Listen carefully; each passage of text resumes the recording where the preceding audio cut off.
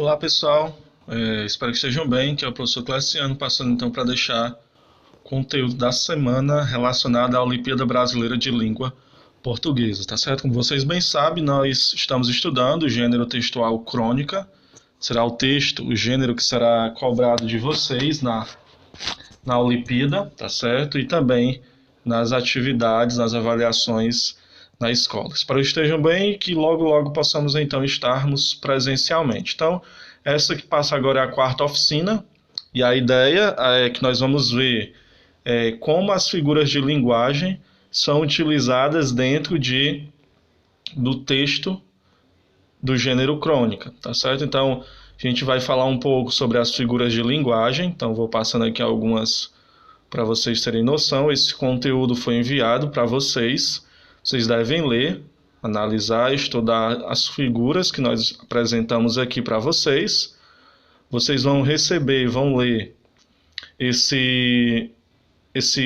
essa crônica, tá certo? O Novo Normal do Antônio Prata, publicado na Folha de São Paulo, relacionada à época da pandemia, e vão tentar enxergar nesse texto essas figuras sendo então utilizadas, tá ok? Daqui a pouco então passo a falar sobre as figuras, só para vocês terem uma noção do que deve ser feito. E aqui uma palavrinha do autor então sobre o gênero crônica que nós vamos ler para vocês e explicar, tentar clarear mais as ideias. Então, vocês vão ler o texto, como eu já falei, vão tentar identificar nele essas figuras de linguagem, tá certo? As figuras de linguagem são essenciais na construção de qualquer texto e não seria diferente na construção do gênero crônica, tá certo? Então aqui algumas informações. Então, figuras de linguagem, que elas são, né? São recursos utilizados pelos autores para realçar uma ideia. Então, vai depender do estilo, da ideia que você quer passar, elas são muito úteis. Um bom cronista, um bom escritor, de modo geral, tem dois instrumentos básicos, o olhar e a linguagem.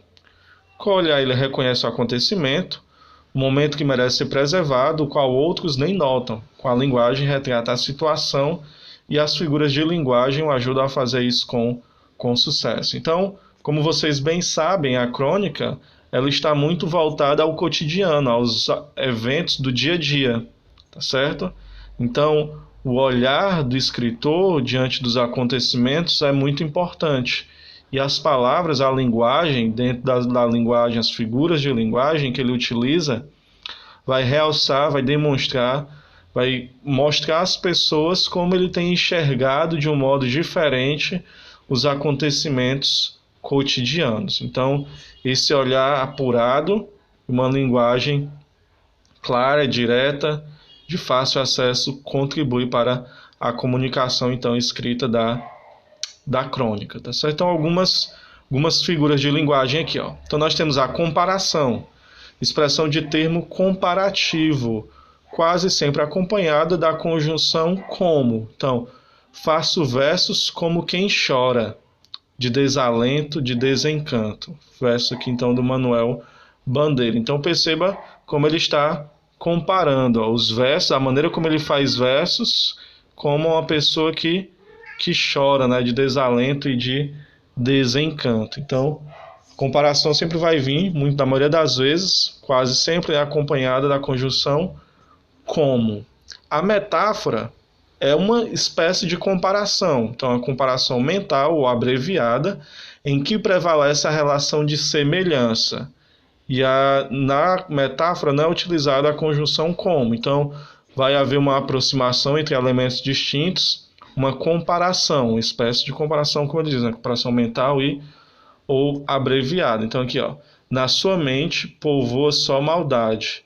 Meu coração é um balde despejado. Então, ele não está utilizando a conjunção como, mas a gente percebe como ele está comparando ideias, figuras, tá certo? Então, comparando o quê? O meu coração com um balde despejado. Se a gente fosse reescrever, poderíamos utilizar, né? Meu coração é como um balde despejado. Então, perceba aqui a pequena diferença entre a comparação e a metáfora, entendendo que a metáfora é uma espécie de comparação mental ou abreviada, onde ele compara esses conceitos, aquilo que eles querem dizer, sem usar o como.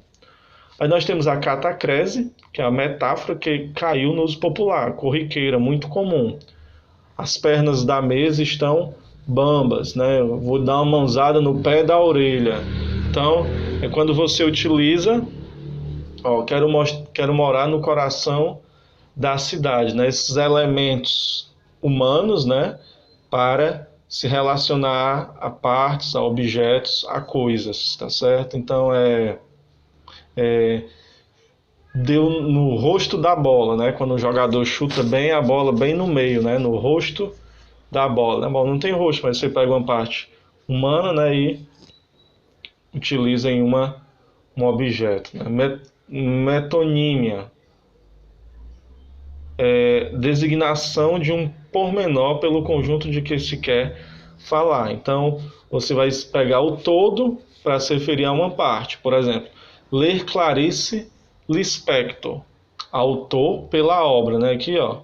Ela está dizendo que você não vai ler toda a obra da Clarice Lispector, mas uma obra, um texto específico, né? E aí ele pega o todo, né? O autor pela a obra nesse caso. Então, comer o pão que o diabo amassou, né? Então aqui, ó, o comer o pão, né? O alimento, como o sofrimento, né? Relacionado ao sofrimento. Comer o pão que o diabo amassou. Alimento por sofrimento, né? Uma pequena parte ali, como expressando o todo, né? Do sofrimento. Personificação ou prosopopeia. Atribuição de ações, qualidades ou sentimentos a seres inanimados. Então, o tempo passou na janela e só Carolina não viu, né? O tempo passou, né? O tempo não passa, né? Então, é uma característica humana, né?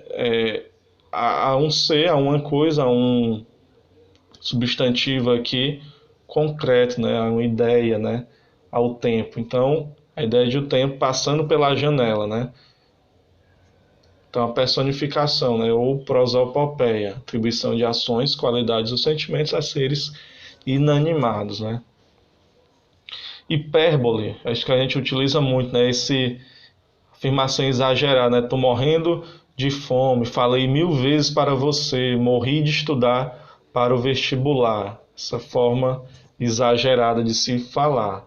Sinestesia, interpretação de planos sensoriais, mistura de sensações de sentidos diferentes. Então, como na metáfora relaciona elementos de universos diferentes. Sentir um cheiro doce no ar, né? O cheiro não tem esse sabor, né? Você relaciona sensações de diferentes sentidos, né? Então, o cheiro é o olfato, o doce é o paladar, mas aí você está relacionando, né? O cheiro ao paladar, né? O cheiro doce. A antítese é a contraposição de uma palavra ou frase a outra de sentido oposto. Então, esses contrários, né, o oposto. Toda guerra finaliza por onde devia ter começado, a paz. Vivo só na multidão. Então, você vê as contradições, né? A guerra e paz, viver só em uma multidão, né? A solidão em meio à multidão. Então, são antíteses, ideias opostas. A ironia, sugestão pela entonação e pelo contexto de algo contrário ao que pensamos, geralmente com intenção sarcástica. A excelente Dona Inácia era mestra na arte de judiar de crianças. Então, a utilização daquilo que você quer dizer, mas diz outra coisa. Por exemplo, quando alguém faz algo errado, você fala, bonito, hein? Então, pelo tom, a gente percebe na fala, né? Mas no texto isso também está presente, tá ok? Então, a ironia, o dito pelo não dito, né? Mestra, pressupõe que seja algo positivo, né? Mas ela era mestra na arte de judiar de crianças. E o eufemismo é o emprego de termos considerados mais leves para suavizar uma expressão considerada cruel ou ofensiva. Então é a suavização, né? Quando a hipérbole é o exagero, o eufemismo é a suavização.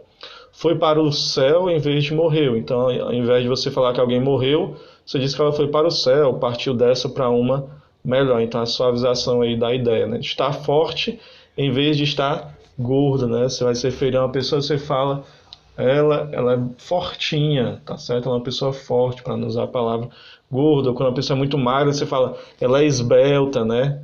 Tá ok? Então a gente percebe aí o eufemismo, a suavização. E aí o texto para vocês lerem, o novo normal, identificarem no texto esses elementos, tá certo? E aí a gente já vai começar vendo que o novo normal vai ser uma pessoa aí, né? Então é uma personificação, né? De um estado, recebendo então qualidades, aspectos humanos. Então o próprio novo normal já recebe no texto aqui uma personificação. E aqui a gente vai ter metáfora, vai ter metonímia, ironia, e vocês vão podendo perceber isso, tá certo? Então, sobre o novo normal, né? Só um comentário sobre o texto. A Crônica de Prata é marcada pelo humor. Prata é o autor, né? Mas uma dose de humor que alcança a ironia. Diante de situação complexa e difícil que estamos enfrentando, então é uma crônica dos nossos dias, né? Relacionada aos nossos momentos, ó, de junho de 2020, essa pandemia que nós estamos vivendo. Complexo e difícil que estamos enfrentando, o cronista escolheu o caminho do humor ácido. E é com um tom bastante irônico que ele comenta a chegada desse personagem que está no centro do texto como protagonista, o novo normal. Sem saber ao certo de quem se trata, Prata imagina uma festa onde o personagem vai sendo apresentado para as pessoas que estão ali. De forma ficcional, o cronista vai exercitando a reação das pessoas para esse personagem. Como tudo que é novo, o novo normal causa estranhamento nos primeiros momentos da conversa, mas com o passar das horas e a convivência com os outros convidados torna-se uma figura enturmada, ou seja, a figura que já se tornou natural, comum, conhecida de todos, né, o novo normal. E aí encontramos uma visão metafórica sobre a situação que estamos vivenciando desde março do ano 2020.